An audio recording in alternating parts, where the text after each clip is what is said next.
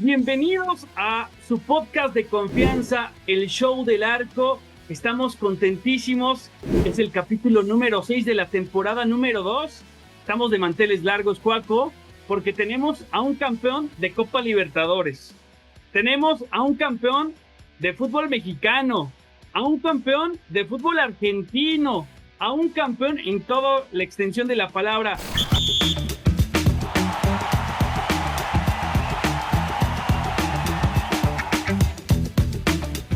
Marcelo Barovero nos acompaña el día de hoy. Estamos agradecidísimos, muy contentos y sobre todo muy emocionados porque vamos a tener un capitulazo para todos ustedes. Vamos a hablar de la Copa Libertadores, por supuesto, de entrenamiento, de los guantes de Marcelo Barovero. Pero Juaco, cuéntanos cómo estás, bienvenido y por favor dale la bienvenida a nuestro invitado de lujo.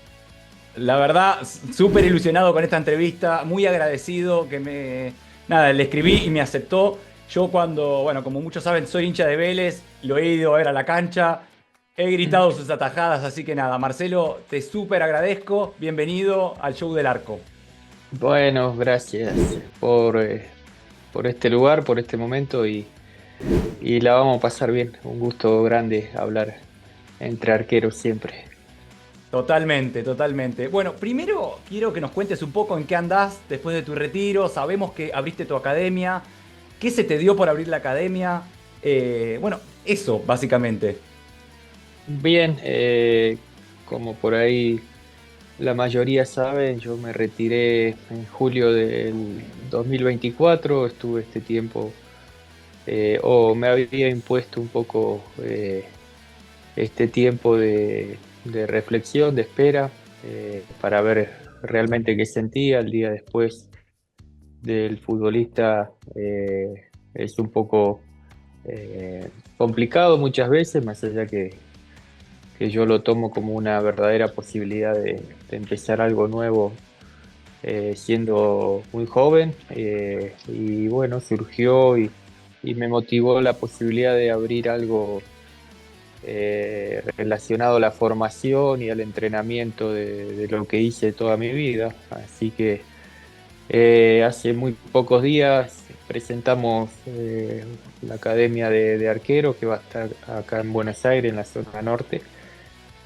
Por ahora la primera, y bueno, tratando de ordenar todo para que a fin de este mes ya arranquen los entrenamientos. Qué bueno, qué bueno. Para un chico, qué ilusión que debe ser entrenar con Marcelo Barovero, sin dudas. A mí me hubiese encantado, la verdad. Y a mí me encantaría saber un poco de la metodología que te gusta, qué te gustaba a vos cuando atajabas, qué metodología te gustaba.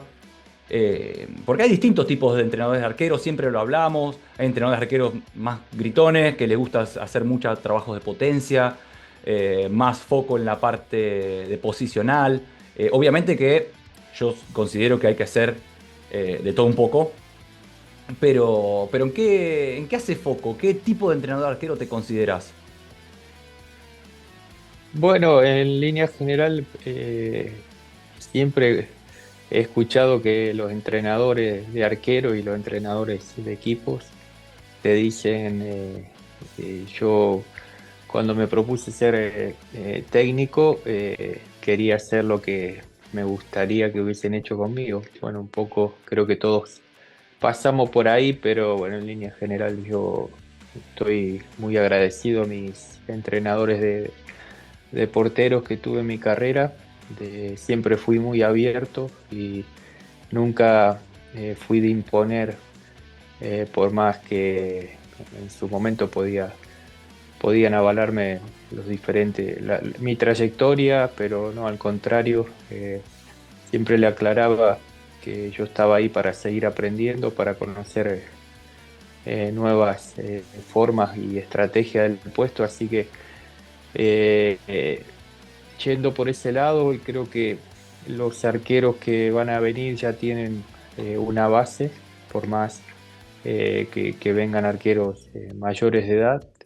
Es muy diferente a cuando yo arranqué, que en definitiva mi primer entrenador de arquero en equipo fue a los 23 años. Así que es otra época, otra era ahora. Así que todo eso lo vamos a aprovechar y en líneas generales tratar de conjugar y formar un arquero que responda a las necesidades de cada partido. Yo creo que por ahí pasa el estar preparados y encima de todo eso hay algo primordial que es saber manejar las diferentes situaciones, los momentos del partido, las circunstancias, los errores, las frustraciones durante el partido y de un partido al otro. Así que vamos a hacer un enfoque eh, desde la parte mental directamente trabajada en el día a día.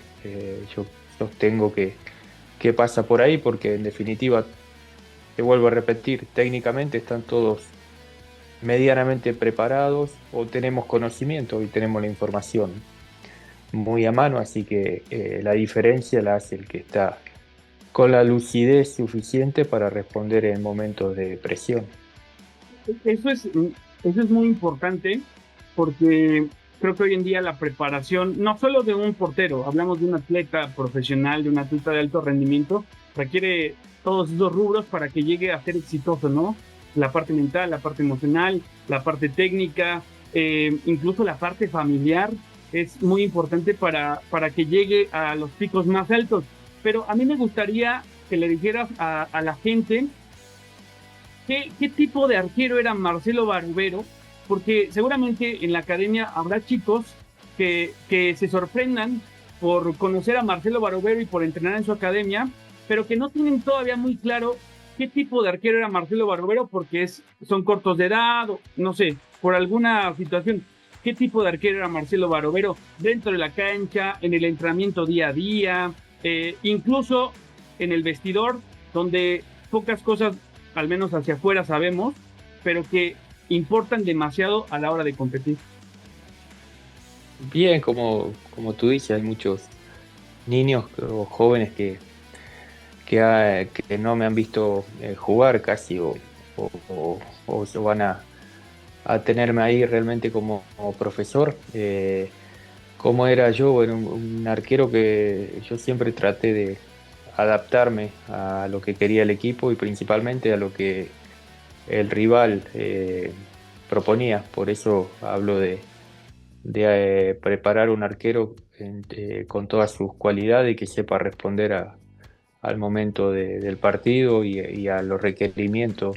Hay algo muy diferente con respecto a un jugador ofensivo que tranquilamente un delantero puede preparar, imaginar su definición o su forma de jugar el partido. El arquero somos de un puesto que estamos esperando, que a veces no respondemos, a veces tenemos que responder, a veces simplemente hay que acompañar. Así que ante eso va a pasar por ahí la metodología. Después, a la hora de entrenar, bueno, trataba, a ver, las semanas se hacían cortas y no se puede trabajar todas las cualidades, así que trataba acompañado de mi técnico, de ajustar los detalles que por ahí tenía bajo de confianza. Esto pasa normalmente de un partido al otro, por ahí no te sentiste bien con el juego aéreo, con el juego con los pies, bueno, entonces más que todo es ganar confianza y llegar fuerte al partido y con cierta tranquilidad. Así que esa era mi semana de entrenamiento y como dije antes, tampoco era un obsesivo de lo que había pasado, sino siempre tratando de mejorar, de buscar nuevas formas. Me vinieron muy bien los cambios de equipo, los cambios de entrenadores para seguir creciendo y bueno, en esa deuda que tuve de muchos años no tener entrenador de arquero, por ahí pude suplirla con esa posibilidad de que tuve grandes maestros al lado mío que me enseñaron mucho. Antes, para agregar, el arte de la improvisación, creo yo que es una frase que le va muy bien al arquero. Por esta parte de no imaginarnos nunca qué va a pasar, nunca tener claro qué tipo de partido se va a afrontar. El arte de la improvisación es algo que va muy arraigado a los arqueros. Sí, bueno, y ante eso yo creo que hay el tercer brazo del arquero son las piernas y ellas son las que te van a llevar y te van a poner cerca de poder responder a cada jugada. Así que ante eso siempre fui bastante dedicado a trabajar la coordinación y que eso me acerque siempre a las mejores soluciones de acuerdo a ese momento, en definitiva, de improvisar, pero sin duda que era todo un trabajo semanal y de mucho tiempo para que realmente las piernas vayan solas y el mecanismo salga de forma natural. Es súper interesante lo que decís. También es muy interesante la forma en que hablas, sos muy tranquilo y también cómo se te veía en la cancha y que tenías una manera de liderar, creo yo, muy distinta a muchos arqueros, por ahí no tan extrovertido. Y ahí quiero entrar al tema del liderazgo en el arquero. Eh, ¿qué es necesario para ser líder en el arquero? Y para la gente que nos escucha es, y esta voy a dar una opinión y quiero, si no estás de acuerdo, decímelo, que no es necesario ser un arquero muy demostrativo, tanto con los gestos como con la boca, como con ciertas actitudes, para ser un líder. Esto creo yo. Pero quiero que me digas cómo era tu manera de liderar en los equipos que estuviste. Y en definitiva, confiaba en lo que yo hacía y es todo cuestión de tiempo, nunca me quise imponer. Como decís vos, eh, ni apurado ni de una forma temperamental que no era la mía. Así que todos han entendido mi carácter, obviamente que ha llevado tiempo, pero en definitiva soy un apasionado de los procesos y de que saber que hay un camino y que hay que transitarlo y no todo sale por arte de magia, así que en línea general me baso en eso y ante el tiempo y el buen ejemplo y el entrenar de manera correcta y en definitiva llegar preparado a los partidos, confiaba en lo que podía hacer, después aceptaba. Sabemos lo que es el puesto, está de más decir todo lo que te puede ocurrir, principalmente que se hace foco en lo malo, pero siempre confié que al final iba a obtener los resultados y ante eso jamás traté de exponerme con alguna declaración o algún acto fuera de lo que implicaba que me juzguen por lo que hacía en el puesto y bueno, fue así mi carrera y mis compañeros me lo han aceptado y también a veces, en definitiva, a ver, esa es mi forma de ser y, y esa forma de ser, tanto afuera como adentro, me permite eh, responder con lucidez. Así que pasa, pasa por ahí la clave, responder de acuerdo a tu carácter de la mejor manera. Así que hay que aceptar que hay todo tipo de personalidades, pero nunca dejar de lado que lo importante es lo que atajamos o no atajamos.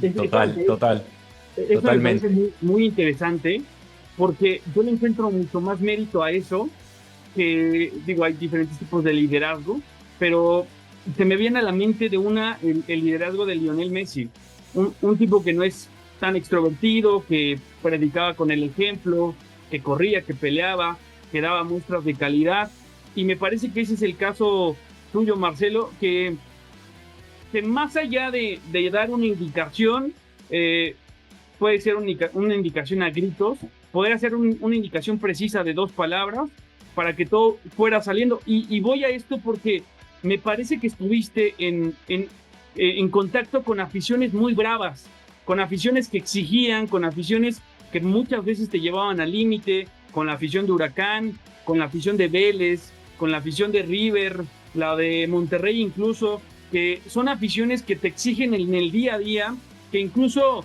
más allá de si ganas o pierdes, también la forma de ganar o de perder importa mucho.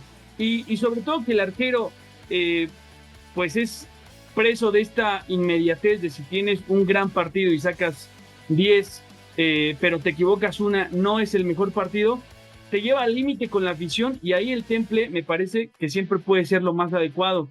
Pocos arqueros tienen este temple como tú lo tuviste, sobre todo lidiando con ese tipo de aficiones.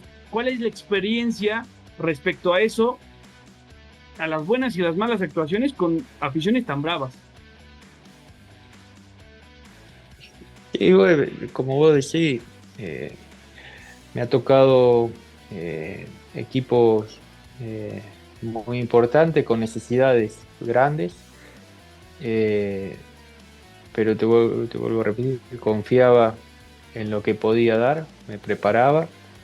eh, no hay otra forma de encarar. Después eh, se trabaja, yo trabajaba mucho durante la semana con el equipo, con mi defensa, por eso, porque te lo llevo a que después en el partido eh, jugás con 10.000, 20.000, 80.000 personas y no, por más que quieras corregir, no se puede. Es un grito para que solamente te sepan que estás indicando algo, pero no te puedes andar hablando ni corrigiendo cada jugada. Es saber quién va a la barrera, cómo va, qué querés. Todo es trabajo de semana. Por ahí en la semana sí era bastante más insoportable hablando en las prácticas, pero después en los partidos no había por qué, era un gasto de energía innecesario y como vos por ahí decís, puede ser muy lindo para la gente, para la tribuna, pero no era mucha ganancia para mi preparación de ese momento por la pérdida de energía. Eh, pero después cuestión de confiar y esperar que las cosas van a salir bien. He pasado momentos complicados, difíciles, pero siempre enfocándome en el objetivo final. En cada equipo que nombraste, saber soportar la temporada, creo que es una virtud muy importante del arquero estar todos los partidos, del primero al último. Así lo fui eh, eh, haciendo yo desde que arranqué y después, más todavía cuando sos referente o capitán, tenés que estar siempre presente, por más que venga mal, que haya alguna lesión o la circunstancia que sea, uno debe estar en campo y aguantar lo que venga desde afuera, porque bueno, uno ya tiene la experiencia necesaria y tiene que, en cierta manera, cuidar a los más jóvenes. Y bueno, así lo fui tomando y nada, he pasado. Y he tenido finales increíbles, mucho más lindo de lo que hubiese imaginado, tanto acá en Argentina como ahí en México, que fueron años o momentos históricos para los clubes que estuve. Bueno, justo una de las preguntas que yo tenía preparadas era el tema de comunicación dentro del campo cuando jugás con, como dijiste vos, 20, 30, 80.000 personas y que siempre se dice que el arquero tiene que hablar, que tiene que ser comunicativo, pero claro, cuando jugás a esos niveles o con esa cantidad de gente, me imagino que es muy complicado y hasta cierto punto podés ser comunicativo. Sí podés dar alguna indicación en un córner cuando tenés a todos tus jugadores medianamente cercanos de alguna indicación táctica, pero no le podés hablar al mediocampista que le van a la espalda, obviamente.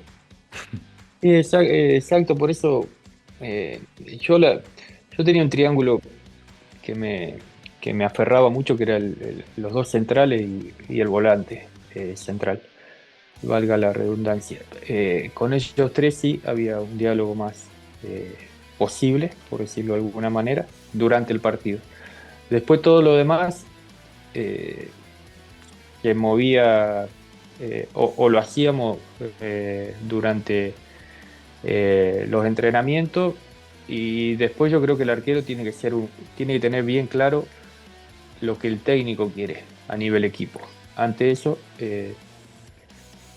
tácticamente podía llegar a incidir en algunos mensajes, como vos dices, cuando pasaban un córner se acercaba el 9, pero bueno, para dar referencia a veces, ya que estamos entre todos arqueros, en un córner yo sabía normalmente mis 10 compañeros, cada uno qué función tenían en ese córner. Y así, en un tiro libre y defensivamente. Después ofensivamente, de mitad cancha para adelante, la verdad que no me interesaba, pero sí cuando tenía un córner a favor, obviamente también quién iba al rebote y quién quedaba de último hombre, y bueno, todas esas circunstancias, o a veces tenés que decidir, bueno, se quedan 3 arriba del rival, dar la orden de cómo responder a eso, que seguramente el técnico ya nos había informado. Así que pasa por ahí. Pequeños mensajes, pero sí me aferraba mucho al diálogo con mis dos defensores y el volante central. Mira, hay algo que, perdóname, Fren, hay algo que yo siempre digo en redes y también acá en este espacio, que es que para mí el arquero, y me lo estás verificando, digamos, que el arquero tiene que ser muy partícipe y principalmente escuchar mucho cuando se hace un trabajo táctico. Por más de que parezca que el arquero no influye tanto, yo estoy convencido de que es fundamental que nosotros desde el arco sepamos lo que tienen que hacer cada jugador dentro del campo, o por lo menos de 3/4 para atrás, digamos. La verdad que me parece súper interesante lo que contás. Y también otra de las preguntas que me viene a la mente ahora que contás esto, que es que hay muchos jugadores, lo voy a decir así, medio entre comillas, muchos jugadores, directores técnicos dentro de la cancha, o que entienden mucho el juego y que saben cómo comunicar y qué comunicar en qué momento. Eh, ¿qué opinás de esto? ¿Qué jugadores recordás vos que eran así? En general, en la cancha tenés que resolver a veces por momentos que de, de circunstancia, de que quedás con uno menos por lesión, por roja. Eh, bueno, hay infinidad de situaciones que pasan. Lo- de los córneres, por ahí te salen con alguna jugada rara o se paran todo dentro del área chica, no sé.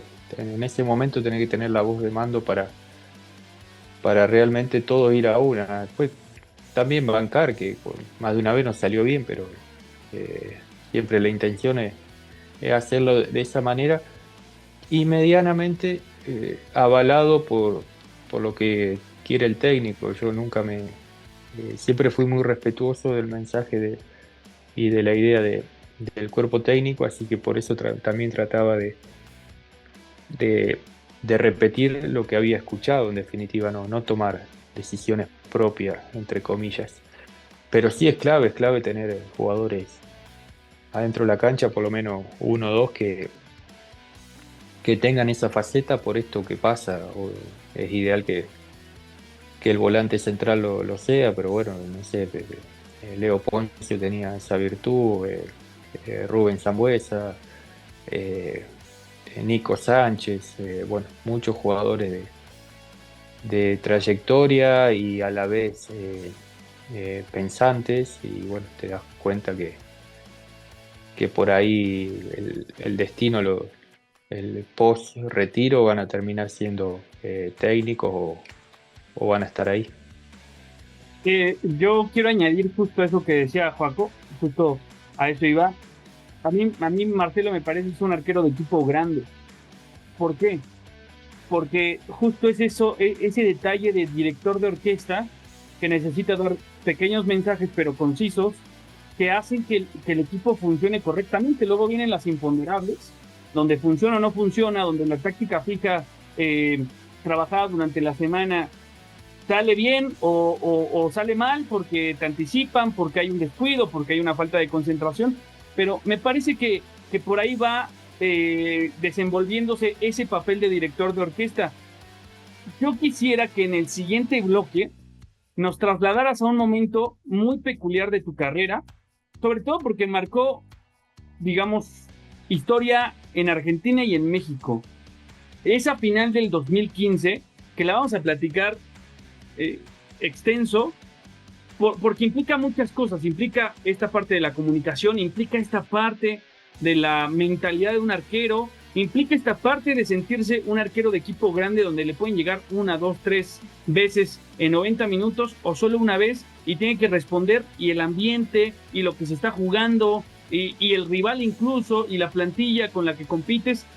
Eso lo vamos a platicar en el siguiente bloque, pero para terminar este bloque a mí me gustaría que hablaras un poquito de justo esa columna vertebral con los que te tocó jugar.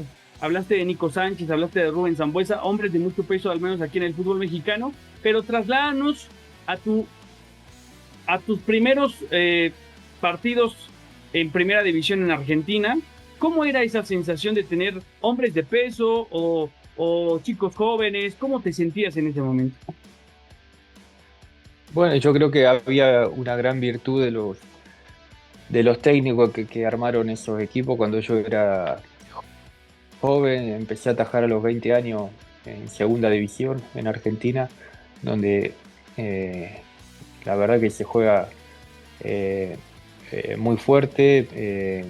Son torneos que realmente tenés que tener mucho carácter, muchos jugadores temperamentales.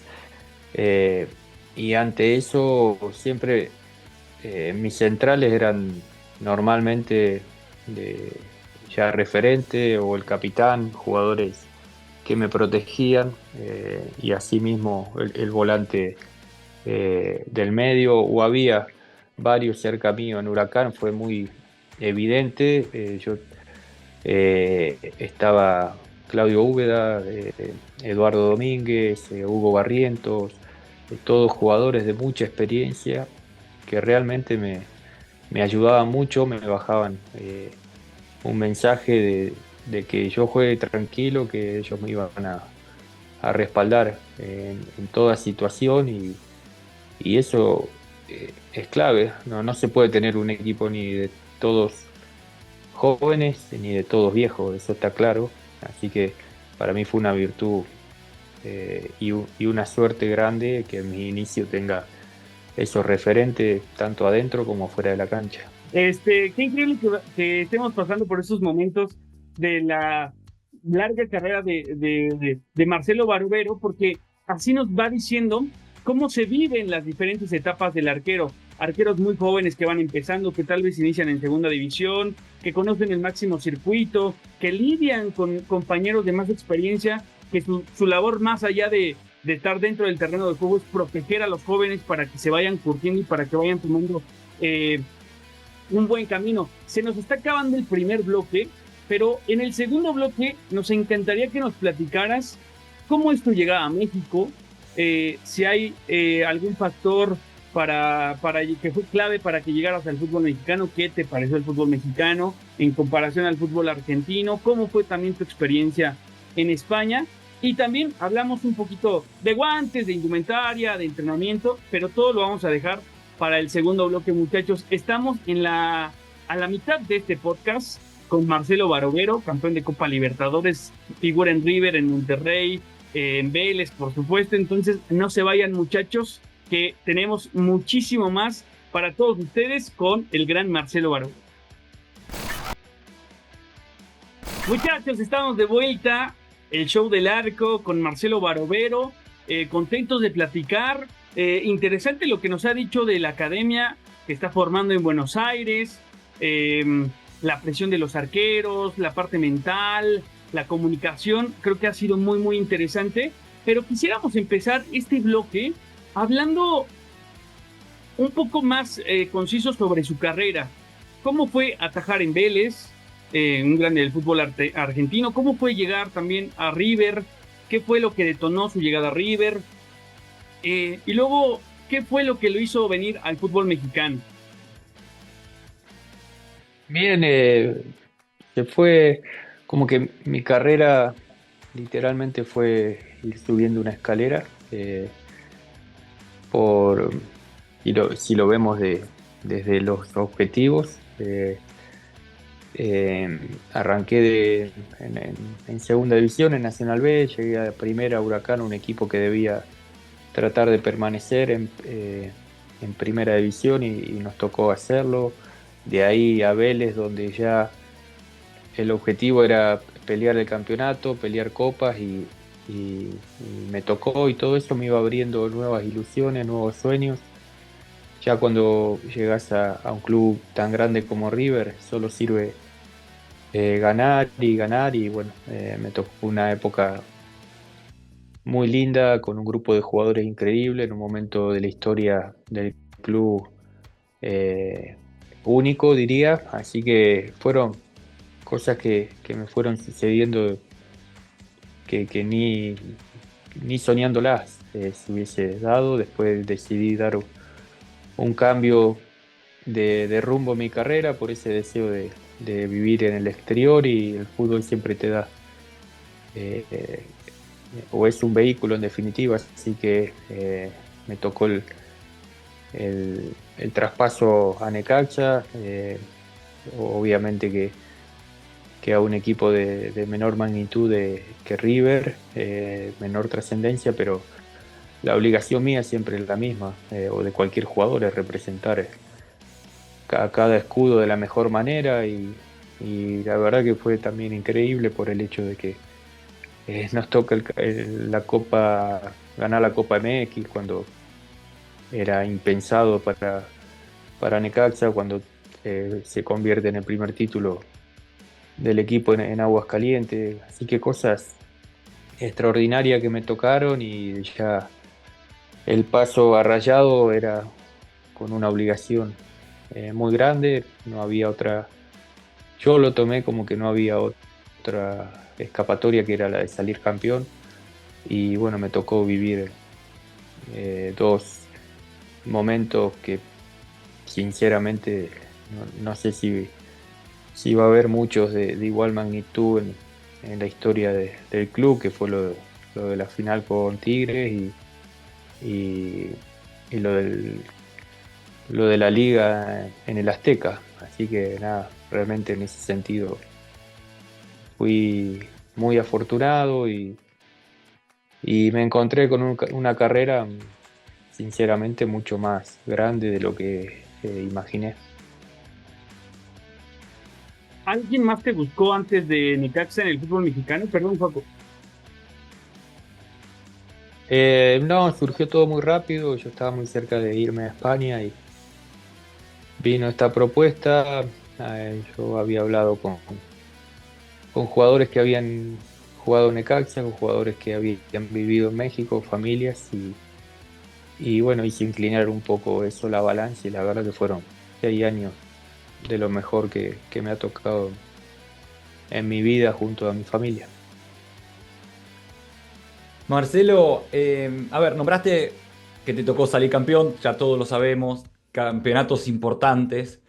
Y la pregunta es, ¿qué crees que tiene que tener un equipo para salir campeón? Más, a ver, calidad necesita en los jugadores, necesita un buen ambiente, un buen grupo, un buen director, un buen técnico. ¿Qué son los factores fundamentales para salir campeón? Que, a ver, que vos lo sabés, mejor que vos no nos puede decir nadie. Y tampoco hay fórmula, porque si no, medianamente sería sencillo, y bueno, para nada está de serlo el lograr un campeonato, pero sí tratar de que esté todo alineado, que estén las condiciones dadas. Yo creo que en Vélez podríamos haber salido campeón mucho más todavía, y no lo logramos. Yo creo que pasa mucho por la mentalidad, el estar todos enfocados en un buen momento eh, personal y futbolístico. La mayoría de los integrantes se tienen que conjugar esas cosas. Lo de Necaxa también fue por ahí. Vos no ubicás lo que es salir en México campeón para un equipo así mucho más chico, y cómo se nos dio, porque y nada, de ahí te puedo decir que éramos un grupo bárbaro, y teníamos la particularidad que éramos de 10 países diferentes, y de 24 jugadores, 23 jugamos, aunque sea un partido. A mí solo me tocó jugar la final, así que ahí habla de un grupo extraordinario que sabía que lo único que podía hacer para que cada uno en su carrera trascienda era conseguir algo diferente, ya sea llegar a instancias finales de una liguilla mexicana o ganar algo, y bueno, lo conseguimos, y ahí la mayoría de los jugadores y técnicos nos fuimos a mejores.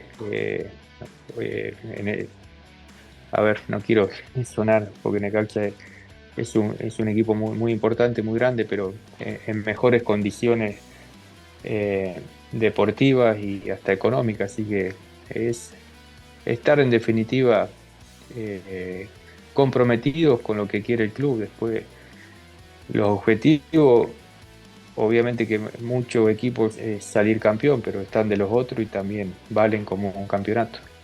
Oye, Paco, yo quisiera agregar a esa pregunta que tú hiciste y creo que complementando de algún modo la respuesta de Marcelo, es que creo que ese Necaxa tenía muy buena inteligencia deportiva y el fichaje de Marcelo a Necaxa es fruto de esa inteligencia deportiva porque sabían escoger muy bien a los futbolistas. Ya lo decías, 10 países diferentes, futbolistas comprometidos, futbolistas que hacían buen ambiente, futbolistas que estaban tal vez en un momento importante de su carrera, no en el foco principal. Marcelo venía de un cartel muy importante con uno de los equipos más importantes del continente, pero la inteligencia deportiva hace que los buenos futbolistas lleguen a los proyectos que están construidos con cimientos. Y me parece que ahí fue una de esas claves para que ese Necaxa, que fue por ahí del 2018, que gana la Copa MX y que tiene muy buenas temporadas, sobre todo en los torneos cortos, que tienen mucho menor margen de maniobra. Y puede ser, como tú dices, bueno, en México tiene esa particularidad que los directores deportivos realmente pisan fuerte y tienen mucha responsabilidad con respecto al armado. Por ahí es raro lo que tú nombras acá en Argentina, por más que ahora recién se está abriendo ese lugar, y no deja de ser clave y la piedra fundamental en todo crecimiento de un club. Marcelo, tanto el Vélez del 2009 y el River 2015, creo que son muy emblemáticos para la historia de ambos clubes, que tenían algo en común esos dos equipos, tanto a nivel futbolístico como a no futbolístico, digamos. Yo creo que, bueno, en Vélez de hecho teníamos mayor calidad y cantidad de jugadores, me parece. En River obviamente teníamos mucha calidad, pero menos cantidad. Pero dentro de la cancha eran equipos muy similares en la forma de ser protagonistas en todas las canchas, en la presión que ejercían. Yo creo que por ahí pasa la similitud. Y tanto y adentro del vestuario también, obviamente no sabíamos para dónde íbamos, y la responsabilidad que teníamos con la gente, más allá que vuelvo a sostener, para mí en Vélez nos faltó concretar, aunque sea algo más, y principalmente internacional. Era el momento justo. Oye, Marcelo, y justo hablando de tu momento en el fútbol argentino, me encantaría que nos hablaras de aquella final del 2015 de Copa Libertadores. Trasládanos, perdón, a ese momento, antes de salir a la cancha. Es importante conocer la sensación del arquero ante tal magnitud, ¿no? El Monumental lleno, ya habían perdido en aquella Copa Libertadores en fase de grupos contra Tigres, me parece, si no me equivoco. No, empatamos los dos partidos. Perdón, empataron. ¿Cómo fue esa sensación? El ambiente, ¿estabas nervioso? ¿Qué pensabas antes de saltar al terreno de juego? Eh, no, nervioso en general, yo creo que nunca estuve antes de un partido. Sí, mucha ansiedad, que es muy diferente, la adrenalina que te corre de algo extraordinario que va a pasar. El recibimiento obviamente fue uno de los más recordados que he vivido, de los más lindos. Y sabíamos que éramos dos equipos muy, muy parejos, nos conocíamos mucho, pero yo creo que no teníamos duda de que era nuestro momento y nos venía avalando un campeonato conseguido local, una recopa, una copa sudamericana. Ya creo que teníamos experiencia importante, más allá que no te garantiza nada, pero sí llegamos aplomados a la final más importante que nos tocaba a cada uno de nosotros en nuestra carrera. ¿Te pidió algo específico Marcelo Gallardo en aquella final? No sé, jugar con los pies, No, despejar, no sé, algo en específico como arquero. no, en general fueron dos, dos partidos con poco trabajo.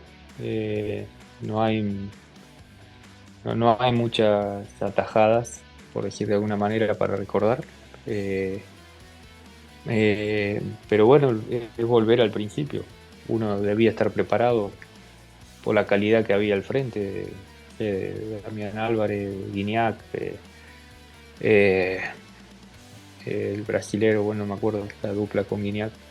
eh, Muchos jugadores de muchísima calidad, así que nada, creo que lo contrarrestamos de muy buena manera y llevamos el partido y pudimos definirlo mucho más rápido de lo que imaginábamos.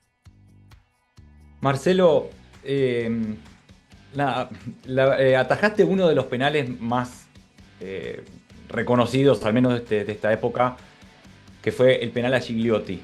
Que obviamente te habrán preguntado un montón de cosas, pero de arquero a arquero, y no sé si viste un poco mi contenido que hago en redes sociales, ¿lo habías analizado vos a él o con el cuerpo técnico? Sí, habíamos ese día algo rutinario, diría, creo que todos los hacen, con el entrenador de arquero, con Julio Charini, con el analista de video, no solo a él, sino a la mayoría de los jugadores, porque había la chance de que empatando 0-0 íbamos a penales, así que la obligación era estar preparado y tener un paneo general. Después sí había estudiado a Emanuel y bueno, tuve la lucidez para poder eh, trasladar lo que medianamente habíamos detectado al momento de la ejecución, más allá que fue raro que tengas un penal antes del minuto, con la ilusión que teníamos, con el peso que tenía un gol de visitante en esa época por el reglamento. Así que bueno, gracias a Dios me tocó atajarlo y se inclinó la serie para nuestro lado. Totalmente.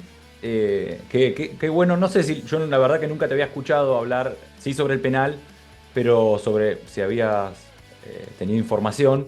Yo creo que la información para nosotros es súper importante, pero después el arquero toma la decisión. Por más de que tengamos un montón de información, el que está en ese momento es el arquero. En general, vos solicitabas tener esa información, o sea, llegaba el momento del partido y sabías que podías ir a penales, o también en un partido de torneo local, pedías al entrenador de arqueros, dame información o busquemos información. Sí, en general sí, aprovechábamos todo lo que hay hoy en día. Creo que es válido. Después eh, tengo que reconocer que en cierta manera también me confundía por momentos.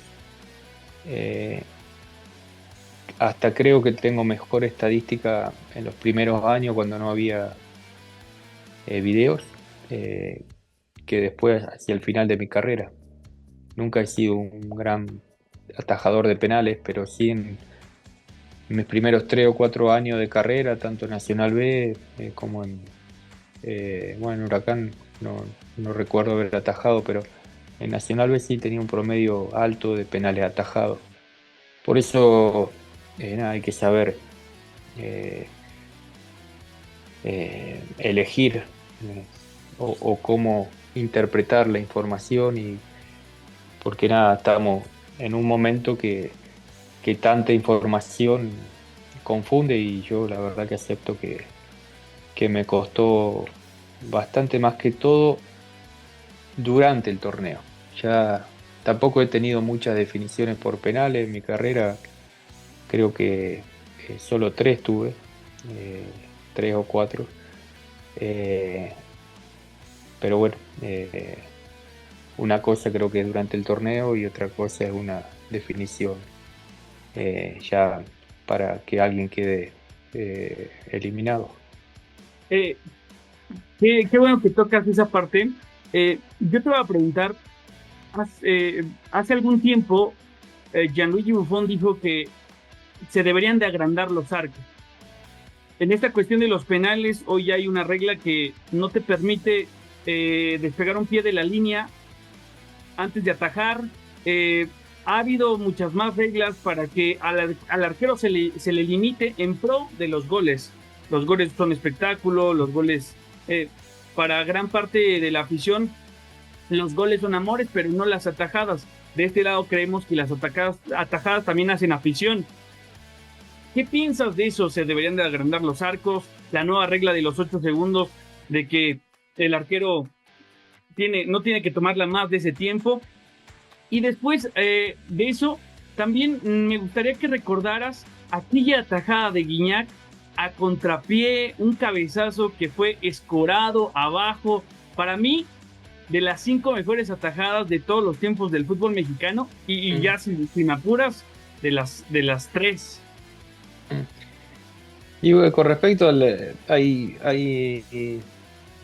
opiniones que ya tengo medianamente informadas con respecto a las reglas. Lo del arco no lo pensé mucho, no le encuentro mucho, tampoco sentido, creo. Está bien con la dimensión de ahora. Después sí que nos han ido complicando, y el tema del balón es la mayor complicación, creo, hoy en día de cómo se mueve. Pero más allá de eso, es un puesto hermoso, porque tenés muchísimas complejidades para trabajar, para responder, y siempre hay algo para seguir actualizándose. Así que está muy lindo. Sí, me parece que hay urgentemente sacar esos vicios de los arqueros con el tiempo.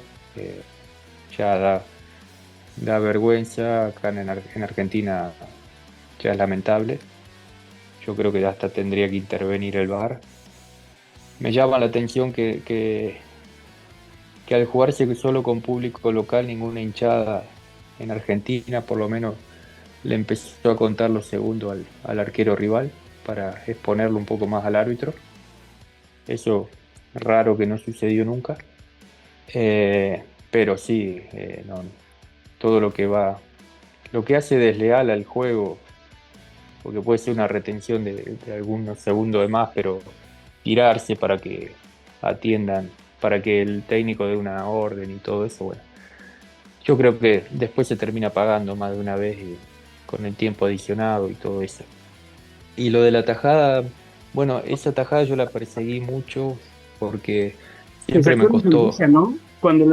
Te saqué una sonrisa porque la recordaste. Sí, no, obviamente es imposible olvidar, porque por el momento, por la final, contra el rival que nos tocó, por eso digo que es difícil quedarme con uno de los, si me das a elegir entre la final del Azteca o la de la Conca Champions. Son dos finales soñadas, y más que eso no creo que no sé si hay más para un jugador. Ganar el clásico y ganar al América ya. Por eso me ocurrió lo de la sonrisa, y encima con esa tajada en el momento, y algo que, como te dije, yo la perseguía mucho porque tenía grandes dificultades para acomodarme en el arco cuando venía un centro de costado que no podía, que no debía salir, y más de una vez me encontraba abajo del arco o, o sin reacción porque a veces me pasaba en el retroceso, o bueno, cuestiones que creo que me entienden.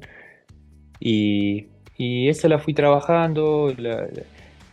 Una vez en cancha de Argentino Junior con River hice una tajada similar, pero que técnicamente fue bastante vergonzosa, o me da pena, como dicen ahí en México, así que la fui buscando hasta que ocurrió lo del BBU, que fue, diría, técnicamente casi perfecta, y así que nada, me da muchísimas gratificaciones la tajada y obviamente por el entorno. Juaco, y yo quisiera que también aquí eh, contribuyeras un poco porque él es el de la técnica, aquí analizamos y él es el de la técnica, el del entrenamiento. Me parece que esa tajada técnicamente es perfecta. ¿Por qué? Hay una toma de esa tajada que está central, viéndote a ti de frente, jamás le quitas la mirada al balón. El balón va bajando y cuando impacta la cabeza de Guiñac, te agarra contrapié incluso. Tú tienes que cambiar drásticamente y luego la potencia, hay potencia, hay recorrido de arco, le llegas con la palma completa, ni siquiera es con los dedos, le llegas con la palma completa porque a mí me parece que si solo le llegas con los dedos, el balón te vence. Pero es tanta la reacción, tan bueno el recorrido, tan buena la potencia de pierna, no llegas sobrado, llegas justo y la alcanzas a sacar pegado a la base del poste, que para mí es el lugar más complicado para sacar una pelota. ¿Por qué? Porque además es un cabezazo que va picado, que va con potencia, no es cualquier cabezazo y, y me parece que incluso estéticamente, ya hablando de una cuestión más visual, estéticamente es muy bonita esa tajada, Poco. Perdón, sí, no, no, es espectacular. Marcelo, bueno, vos lo sabés mejor que yo, las atajadas a contrapiernas son muy complicadas. Son muy complicadas. A ver, y lo que me gustó es, a lo que dijiste es, atajé una contra Argentinos Juniors muy parecida, pero pasaron años y la hice más linda. A ver, sí, por un lado, al fin y al cabo lo importante es que la sacaste, digamos, en ambos casos, pero se refina mucho la técnica. Y yo voy, en el podcast en general, voy mucho a la parte técnica, hablo con los arqueros, entrenadores de arqueros, y ¿cuánto crees que, cuánta importancia tiene el trabajo de técnica en el entrenamiento de arqueros? Sí, siempre se puede ir ajustando, más allá que, como dije antes, yo arranqué muy tarde, arranqué sin herramientas técnicas, así que me hubiese encantado tener un entrenador de los 10, 12 años como ocurre ahora. Pero bueno, ante eso perseguía cada semana el querer eh, esa, tratar de llegar a lo perfecto, cosa que no ocurre, pero ahí vamos. Y bueno, esa tajada me llevó a que 4 o 5 años después de tanta búsqueda, ocurra algo parecido y que te dé la satisfacción de que el trabajo trae resultados, porque en el medio seguramente hubo muchos goles que tuve que soportar y que me dieron bronca. Bueno, sabemos la sensación que es. A mí me dolía mucho más cuando fallaba en algo, en una jugada que no me acomodaba técnicamente como debía, que por ahí que cuando se me escapaba una pelota. Sería porque uno sabe realmente, por más que para afuera se toma con ligereza, nosotros estábamos para realmente hacer arte del puesto, y uno lo que buscaba, en definitiva, era eso. Y yo creo que más allá de la técnica es las piernas, coordinarlas. Son ellas las que te llevan, las que te acercan a las grandes atajadas, ¿no? Eso no tengo duda y para mí era, era un reto lindo cada semana incorporar algún movimiento nuevo para que después en la cancha fluya y podamos vivir esos momentos que para nosotros son únicos. Marce, yo te escuché decir, ahora que nombrás las piernas, y en una entrevista te escuché decir que vos crees que tu mayor falencia en tu carrera era el juego con los pies. Y que eso lo atribuías a haber empezado tarde el entrenamiento de arqueros y que hoy los arqueros que llegan a primera división, los arqueros inferiores, ya desde chiquitos pueden trabajar eso. ¿Me contás un poco más de eso? Porque, a ver, para mí eres un arquero muy completo. Quizá coincido, por ahí el punto más flojo era ese, pero está muy bueno que cuentes cuán importante es, a eso va la pregunta, cuán importante es tener un entrenamiento de arqueros desde chico. Y el entorno también con respecto al juego con los pies. A mí me tocó llegar al fútbol mexicano siendo seguramente el peor de los 18 o 20 equipos que había en primera, de los Bueno, no, arqueros, con no, no, no. con esa destreza, pero porque vos vas a México y después ya eh, en el día a día, con todo lo que entrenás, que todos los trabajos están direccionados a salir jugando y te obliga a mejorar. Y a mí me mejoró mucho y me dio mucha tranquilidad y ya al final, eh, no al final, pero enseguida me adapté y supe por lo menos resolver. Obviamente que no estuve nunca a la altura de Moisés Muñoz, de Nahuel, que ya lo tenía incorporado, eh, de otros grandes arqueros, pero bueno, eh, a mí en ese sentido el fútbol mexicano me obligó y me mejoró y por eso creo que más allá de que hoy en día se entrena, pero igual se ve la diferencia entre un arquero que nace en el Barcelona con uno de otro equipo, porque bueno, la exposición te la da y la obligación te la da tu propio equipo, en vez de en México te la da la liga, porque no, es una fase que no se negocia y el arquero tiene que estar preparado, así que eh, esos años, la verdad que en México me quemaron bastante las neuronas, pero estoy muy agradecido porque empecé a hacer cosas que realmente acá en Argentina no la hacía porque era una época, primero que en River no teníamos esa costumbre eh, de tanta obligación con los pies y en general ningún equipo. Ahora sí hay algunos que lo hacen y los arqueros medianamente vienen preparados, pero igual no tienen las herramientas, después hay que llevarlo a una lectura lógica de las situaciones de juego. Eh, a mí, yo decía que no, porque yo entiendo la humildad de Marcelo Barovero. La verdad es que no me sorprende porque esos niveles que alcanzaste ahora tienen el porqué. Una persona que trabaja muy duro y que es muy humilde. Rápidamente y muy concreto, me gustaría preguntarte, ¿qué opinas de los arqueros mexicanos, de la Escuela Mexicana de Arqueros? Yo creo que sí, es una escuela muy rica, con grandes cualidades, con grandes entrenadores. Yo creo que el mejor entrenador que tuve en mi carrera fue Julio Herrera, un mexicano. Eh, Increíble, por más que lo tuve un año, pero para mí es el mejor. Hay muchos y muy buenos, y los arqueros también lo tienen. Pasa que pasa muchas veces por una cuestión de dar el salto y seguramente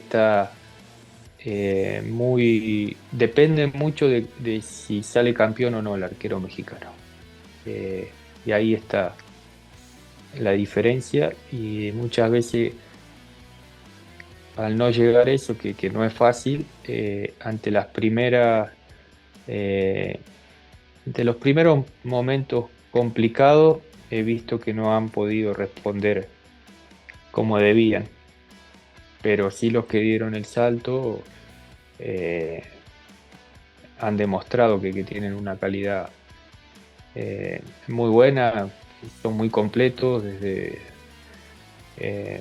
Memo, Moisés, el Conejo, ni hablar, bueno, Malagón ahora, así que hay, hay grandes arqueros para considerar, hay otros que realmente yo pensé que iban a hacer mucho más, pero le faltó, no es que le faltó salir campeón, pero principalmente le faltó saber soportar los malos momentos y continuar. Yo le vi que muchas veces no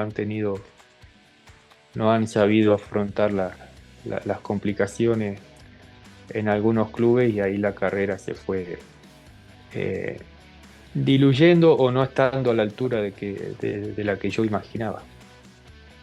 Sí, mentalidad. Marcelo, veo que estás muy, muy ayornado, tanto con el fútbol argentino como con el fútbol mexicano, que está buenísimo. Ahora vamos a pasar a la última sección, son 3 minutos, es un ping-pong, yo ya sé que no te gusta responder rápido, es respuesta de palabras cortas, no es nada complicado. ¿Te animás? Vamos nomás. Recién Vamos. me dijo que sea concreto en la respuesta y me fui por las No, ramas. Está bien. no, Está bien. todo lo que dijiste y decís es súper, súper valioso. Vamos con la primera pregunta. Sí, A vámonos. nivel exigencia, ¿es más complicado jugar en México o en Argentina? Es igual, la exigencia es con tu equipo, con tu escudo. Ok. Al hincha no le podés hablar de que el sentimiento es más grande en un club que el otro. Entonces, para mí el compromiso fue el mismo tanto en Atlético Rafaela, por decir que en mi club, aparte que soy hincha, que estando en River. Yo siempre hablo de respeto hacia el trabajo y hacia la gente que te contrata. Elige El uno. entorno puede ser, perdón, el entorno puede ser diferente, pero bueno, eso hay que dejarlo de lado y saber que, que, que no debe incidir en nuestro rendimiento. Elige un estadio. ¿El Azteca o el Monumental? No, qué malo que son, ¿no? Encima hay que elegir uno nomás. No, obviamente me quedo con el Monumental, pero nada, lo del Azteca y más para un argentino con todo lo que nos tocó vivir con el Diego, el 86, para mí esa noche fue increíble lo que me pasó ese 29 de diciembre con Rayados. Bueno, excelente. ¿Atajar un penal en el último minuto o una volada en el último minuto? No, un penal. Sin duda, una volada al ángulo, ¿eh? No, un penal porque bueno, es más, cuanto más pensás, más difícil es. Eh, ¿Guantes de palma muy gruesa o guantes de palma muy delgada? Eh, no tanto la palma, a mí lo que yo quería es que esté ajustado a la mano, sentir el guante. Ok. Para Marcelo Balovero, ¿el mejor arquero del mundo hoy es?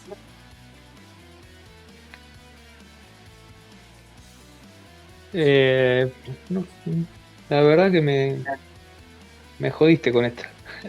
No Puedes decir dos. Sí, pero no lo tengo. Yo creo que seguramente Courtois. eh, sí, Courtois, pero no, así como suena, bastante dudoso, no por él, sino porque hay varios para elegir. La última. Define a Marcelo Barovero en una palabra. Simple. Excelente. Venga. Muchachos, estamos a poquito menos de un minuto de irnos. La verdad, ha sido una plática muy nutritiva, muy, muy llevadera con Marcelo Barovero. Para mí, uno de los mejores 5 arqueros que han llegado al fútbol mexicano. Lo digo con títulos, con estadística, con performance, con atajadas históricas. Más allá de eso, agradecemos mucho a Marcelo Barovero. Cuaco, ¿hay algo que le quieras decir antes de irnos a Marcelo? No, nada, tenemos un minuto. Realmente, muchas gracias, Marcelo. Muchas gracias a todos. Nada, súper contento. Yo te veía en la cancha, en la tele y nada, muchas gracias, Marcelo, de verdad. Bueno, la pasé muy bien. La verdad que me gusta hablar del fútbol argentino. Me encanta también de que me traigan un poco a México, por lo que dije antes. Así que nada, desearle lo mejor y los voy a estar siguiendo. Y bueno, pues que estés bien y que siga haciendo carrera, en definitiva, que estés feliz y disfrutando del arco. Y nada, Venga. Muchas gracias. Para ustedes. Muchas gracias, de corazón. Nos estamos viendo. Muchas gracias a Marcelo. Gracias, de verdad, les vamos a estar llevando todo el contenido. Nos vemos hasta la próxima y nos vamos a reencontrar seguramente más adelante en el camino con Marcelo Barovero. Gracias y esto fue el Show del Arco.